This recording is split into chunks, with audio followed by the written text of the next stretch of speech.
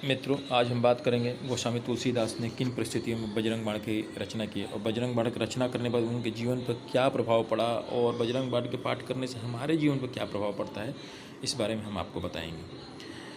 हम जानते हैं कि तुलसीदास का जीवन काल 1511 से लेकर 1623 ईस्वी तक रहा और भक्ति काल का दौर जो था 1375 से लेकर 1700 ईस्वी तक था।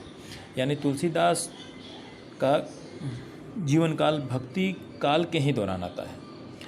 हम जानते हैं कि तुलसीदास भक्ति काल के एक प्रमुख कवि और सुप्रसिद्ध संत हुए, जो शगुन धारा की राम भक्ति शाखा के कवि थे।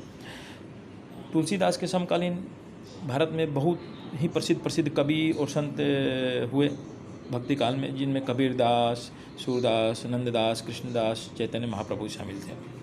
तुलसीदास ने अपने भक्ति काल के दौरान में एक बहुत ही बड़े ग्रंथ की रचना की, जिनका नाम है रामचरितमानस, जो आज घर घर में पढ़ी जाती है।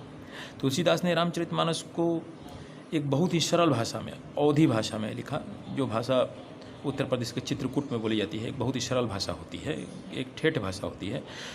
रामचरितमानस को तुलसीदास ने अयोध्या, बनारसी और चित्रकूट जैसे जगहों पर घूम कर लिखे और रामचरितमानस के लिखने के बाद रामचरितमानस की इतनी प्रसिद्धि मिली कि रामचरितमानस का पाठ घर घर में होने लगा और तुलसीदास को भी रामचरितमानस के साथ बहुत बड़ी प्रसिद्धि मिली। तुलसीदास को उन दौर में एक बहुत बड़े संत में गिनती होने लगी।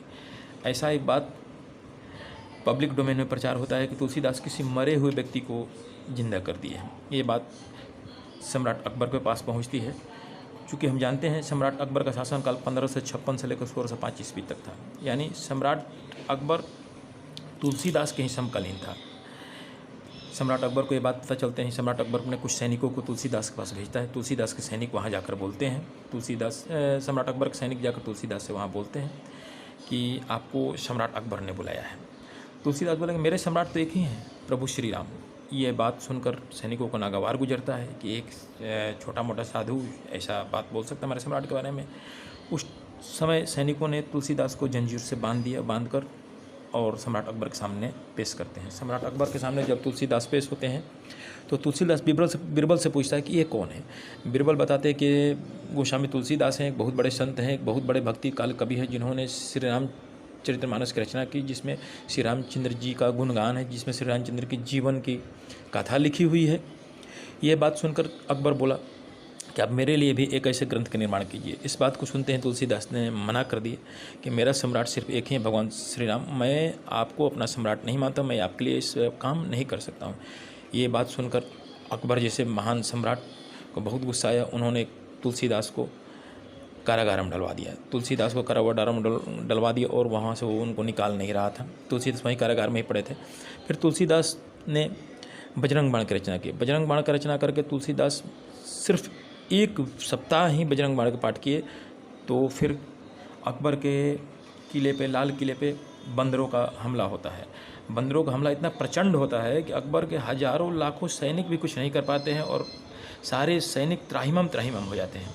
ये बात अकबर तक पहुंचती है। अकबर फिर बीरबल को बुलाते हैं, टोडरमल को बुलाते हैं और आपस में वो लोग मीटिंग करते हैं कि ऐसा क्या हो गया, कैसे बंदर से बचा। फिर बीरबल बोलते हैं कि आप जिसको कारागार में बंद किए हैं गोस्वामी तुलसीदास, वो श्री राम के भक्त हैं और श्री राम के भक्त हनुमान जी भी हैं।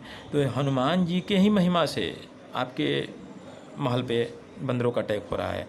इस बात को सुनकर अकबर हैरान हो जाता है और दौड़े भागे कारागार में पहुंचता है। कारागार में खुद पहुंचकर और गोस्वामी तुलसीदास के पैरों पर गिर जाता है और गिरकर उनसे माफ़ी मांगता है। तो दोस्तों, बजरंग बाण का इतना महत्व है कि गोस्वामी तुलसीदास सिर्फ एक सप्ताह इसका पाठ किए, पाठ करते हैं उनको कारागार से मुक्ति हो गई। हम ये देखते हैं अपने जीवन में भी कि जो भी बंदे बजरंग बाण का पाठ 2 महीना, 3 महीना, 4 महीना पढ़ते हैं, उनकी सारी मनोकामनाएं पूर्ण हो जाती है। तो दोस्तों, बजरंग बाण का बहुत ही महत्व है। अगले ब्लॉग में मैं उसके बारे में बताऊँगा।